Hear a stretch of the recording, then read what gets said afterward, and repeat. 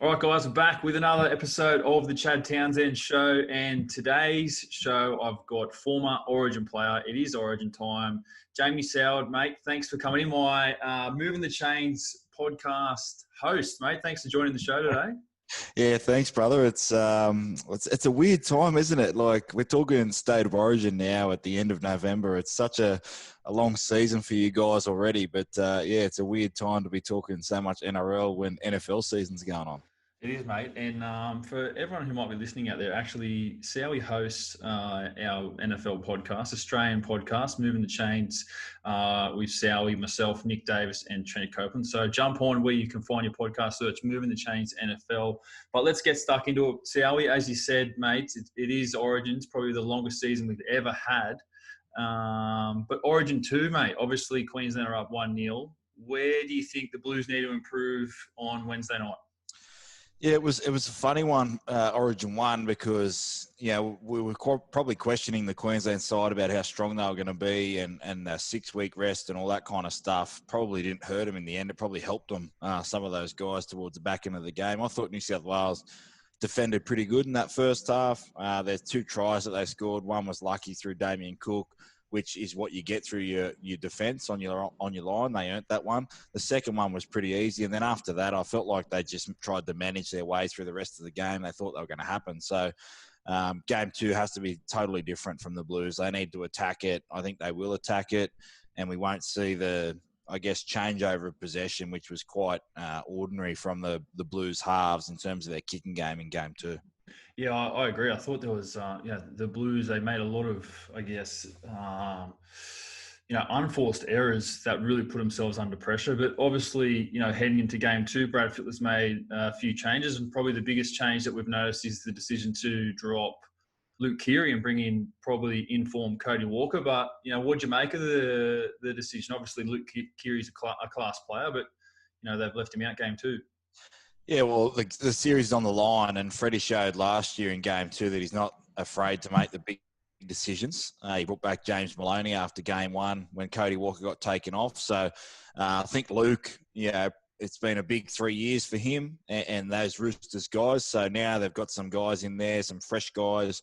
Plus Cody Walker's the hot hand, isn't he? He and Jack Whiten on that left edge, you'd expect get a lot more ball in game 2. And the thing with Cody is, when you play him, you don't really know where he's going to pop up. He plays on the left-hand side, then all of a sudden he supports the ball on the right-hand side. And I think that's what, would really trouble the Queenslanders. In game 1, we were pretty much left and right. There was no real sweeping plays or all that kind of stuff.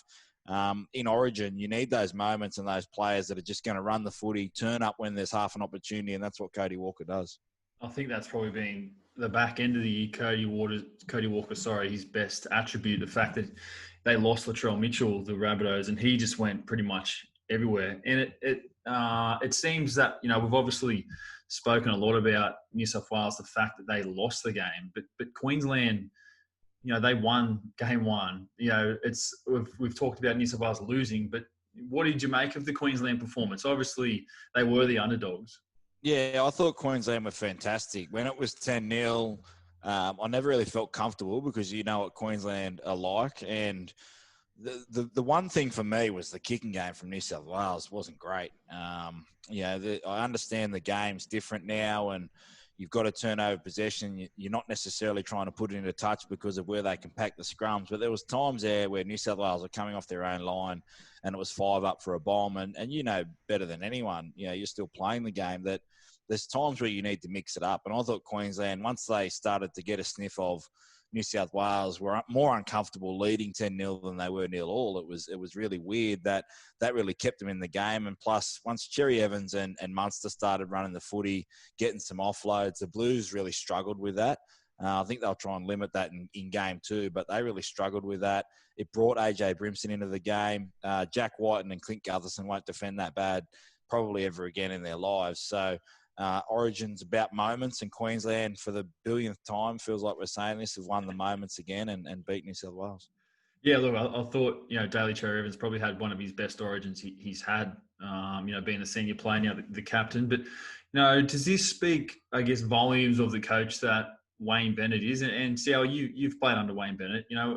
He played it down all week that, the Blues were the favourites, and then he come out and they put in a magnificent performance. I wasn't worried about Wayne. I was more worried about the Blues. I think that, for so long, being inside Wayne's inner circle it's all about the players and it's all about getting yourself right and your preparation's your own time. So he would have had them cherry ripe ready to go. And I just can't believe that New South Wales would have been surprised by an ambush. Like, if you go in there, they just didn't play their best, New South Wales. I don't think they would have been surprised by how good Queensland hung on and how desperate they were and all that crap about that Queensland, it means more to the Queenslanders than it does New South Wales. It's just rubbish. When you put on that blue jersey, it means just as much to them, to me, as what it did, to those Queenslanders. So, Wayne's all about your preparation. They would have gone down there with a confident game plan. And the thing at halftime that I noticed was, the reports came out that he challenged DCE and Munster to get into the game, but they just stayed the course. They stayed their game plan. And Wayne's big on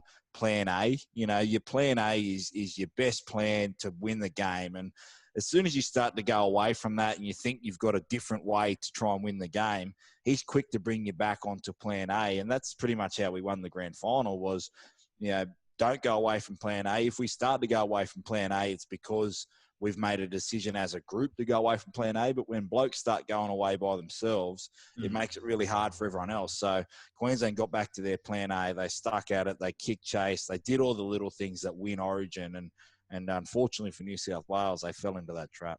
Yeah, I love that, Sam. I love that the coach keeps them accountable. But we saw Wayne dancing a few moves after the game in the Shed City. I loved it. I love it when coaches show personality. I love it when they show coaches in the box screaming around. I love it when coaches smile. Even during the year, we saw Bellyache, flip off Cameron Smith. But Can you remember, how was Wayne after a win at Drags? Did he bust out any dance moves back then? Yeah, that's Wayne, isn't it? It's. I think we're really privileged now with the coverage that we get, and we've spoken this about a billion times ourselves. That, the more people and players are themselves, the more we want of that kind of stuff. And rather than, look at these guys carrying on, it's actually really, really good viewing. So to see Wayne like that, dancing and hugging Cameron Munster and Cameron Munster dry rooting him, like that's just. That is Wayne Bennett to a T. He loves his players, and that's why players love playing for him. So you can only imagine Cam Munster coming into camp, last week, hungover as all, what, and Wayne just saying, right, are you ready to go? And he goes, yep. Like, there's no, you have to be in here, all this kind of stuff. He's all about his players, and that's why players love playing for him. I love that, Sally. On a probably more serious note, Boyd Cordner obviously got another head knock during game one. Obviously copped a few this year. He plays the game, so relentless. He's such a tough competitor. Obviously now he's been rested for the rest of the series. Right call? Yeah, look, I think this is, the Roosters need to be congratulated here because this is a group decision that sits down, and as a player, you want to play. Both of us played pre-concussion protocol and probably played on, when you sort of got a bit of a head knock, it probably wasn't as, prevalent back then. But having played in both eras, once you get to that head knock stage where, you sit down and you always want to go out and play. But when someone can sit down and put your health before you, because a player's never going to stop themselves. So for Trent Robinson, Nick Politis, the medical staff for the Roosters, they're really leading the way at the moment and putting one of their best players first, not only for footy-wise, but life-wise as well. And it's so important that players, get that support. Like, it's not the olden days where you don't have to be tough to keep playing. If you cop a head knock, it's more serious than ever. And, I commend the Roosters for what they've done and, putting Boyd Cordner's career and life first rather than all be about footy. Yeah, I agree with you, Sal. I think that they need to be commended, the Roosters. They've done a really good job with Luke Keary as well. When he copped a few head knocks, they gave him extra time off, made sure he was 100%, where obviously there's the pressure of getting a superstar like that back in the lineup ASAP. But for them to put health first is, definitely, really good to see. We'll move on. We've got two Blues debutants this week, this Wednesday, Isaiah Yeo and Nathan Brown. I'm really looking forward to Nathan Brown, watching Nathan Brown. Obviously, he plays with a lot of aggression. He's probably built for this scenario, but what can we expect from these two? I think that's the X factor on Wednesday night. A lot of foot speed, those carries in behind the ruck. And I think if New South Wales are to win on Wednesday night, it's going to be off those guys continuing the momentum that Saifidi and I think Dale Finucane will actually start, and Payne Haas will come off the bench. So, those three guys in tandem, Haas, Isaiah Yeo and Nathan Brown, can be nice and aggressive. Brown and Isaiah Yeo can play big minutes like they did all year, but in Origin, they can empty the tank knowing that they've got those reserves, to come back on, the starters to come back on with Finucane and Paulo. So I'm expecting Isaiah to be very busy in behind the ruck and generate that quick play the ball for Damien Cook, which will bring James Tedesco into the game. And then, when you have James Tedesco, the best support player, I think, in the modern game, and hopefully Cody Walker, it's going to be big for Nathan Cleary as well, because he enters his 7th game on Wednesday night, no try assists, no line break assists, and no tries. And for New South Wales halves in the past, it would have been out the door. You wouldn't have played probably ever again. But Freddie's actually stuck with him, giving him the keys. And I think if Nathan runs the ball and supports the ball off the back of those sort of bench guys, when that opening exchange, they go, coast to coast. Once they get that opening exchange out of the way, Yeo and Brown generate some quick play the balls. I actually think that'll help Nathan on Wednesday night. Yeah, look, I'm looking forward to seeing Isaiah Yeo's ball playing as well. He's obviously had a tremendous year with Penrith. He plays with the ball really well, can link up with those forwards as well, might add a little dynamic to our attack. But, what that does is it doesn't put all the pressure on Jake Trbojevic, who's making 1 million tackles as well. They've got a sort of double-headed snake there where they can, if Jake Trbojevic goes off, Yeo can continue once it softens up a little bit, that ball playing, which is improved out of sight. Yeah, I 100% agree with you. Mate, we're obviously talking about, Origin in November. It's very different to than what we're usually used to. The tradition of Origin is obviously middle of the year. What do you think of Origin at the end of the year? Is it here to stay, or do we go back to traditional usual time? Go back to traditional middle of the year, and you actually play it the same way. So have 3 consecutive weeks. And what it does is it'll allow squads to, if their best players aren't playing Origin, to go and get some cleanup, but also give you your best team for a run into the finals. I think for so long, that Origin period, I played against the Melbourne side that didn't have any of their players, and it's 2 points that you didn't really earn, if that makes sense. So for me, I think that Origin middle of the year, have it 3 consecutive weeks, and then what it does is that those full-strength sides, if they need to rest those Origin players after that, the guys that have been injured, or maybe, they can bring someone else back in to give them a bit of a rest, or maybe they keep playing. Like, the training and all that kind of stuff, the intensity is way higher in Origin, but the training's a lot less. So I'd prefer see it 3 weeks. We pause the competition for 3 weeks, allow everyone to get over their niggles and allow everyone to have their best team for a charge into the finals. Make the season shorter, have 22 games. I think it's the ideal. 26 is too long for me. And if you have that 3-week pause, you're going to get the ratings with Origin anyway.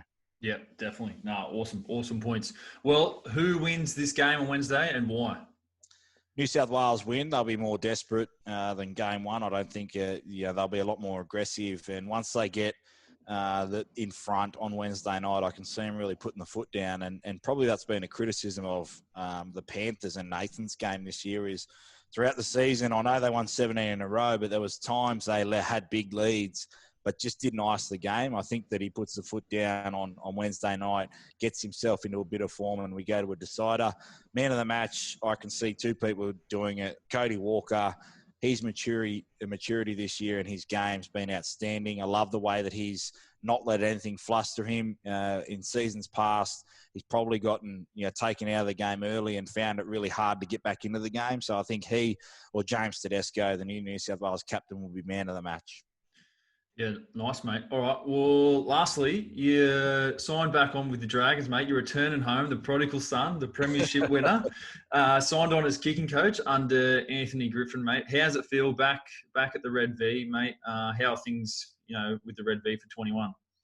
Yeah, well, I was I've had private conversations to you about maybe getting involved in coaching, and the right situation never really came up to fit in with my other media commitments. But, I had a chat to Anthony. We've worked together at 2GB the last 2 years. And, once he got the Dragons job, I sort of pushed a little bit harder to get involved, whatever that may be. And there's a kicking coach opportunity there. And, I sort of put my hand up to do that. And I think that, what I'm looking forward to most is working with all the talent that they've got. The last couple of years, I don't think that their kicking game's been, in the sort of top 3 or 4, which you need to be to win a competition. So guys like Ben Hunt, Corey Norman are so gifted and talented. I'm not looking to go in and reinvent the wheel. I'm looking to just go in and refine their skills, plus work with the young guys, Tom and Moan, Jaden Sullivan, and also young Clune as well, Adam Clune. So looking forward to working with those guys. It's going to be a lot of fun. It's not the stressful job of being a head coach and, that day-to-day grind, which I know is hard as an NRL player, but it'll give me a little bit of a taste to see whether I want to continue trying to be a coach one day, an assistant coach. I don't want to be a head coach, but, maybe an assistant coach somewhere, or, just continue doing my media commitments, which will allow me to do that. But I'm really excited to be back at the Dragons. We made a couple of big signings already, and looking forward to getting to work. Yeah, well, mate, I'm looking forward to seeing Jack Bird back on the field, to be honest. One of my good mates, Birdie. But, like you said, you got a few other media commitments. I know, obviously you got your own podcast as well. For everyone that listens to the Chad Townsend Show, where can they listen to your podcast? Yeah, Sweet and Sour podcast wrapped up its first year. It's been good. We had a lot of fun on it. We had you on there a couple of times. We talk a lot of rubbish and mix in a little bit of sport. You're good at that. But now it's wrapped up for the year. I'm still doing a couple of little Origin pods with Top Sport, which sponsors Moving the Chains. So I think the best thing about podcasts is we get on here, we can have our opinion, and we understand. We're not always going to agree, but we have a lot of fun doing it. So, I appreciate that. No, definitely, mate. It's a lot of fun. Well, Sowie, mate, thank you very much for joining the Chad Townsend Show today. I really appreciate it, mate. Make sure you enjoy your off-season, all right? I will, Brad. Thanks.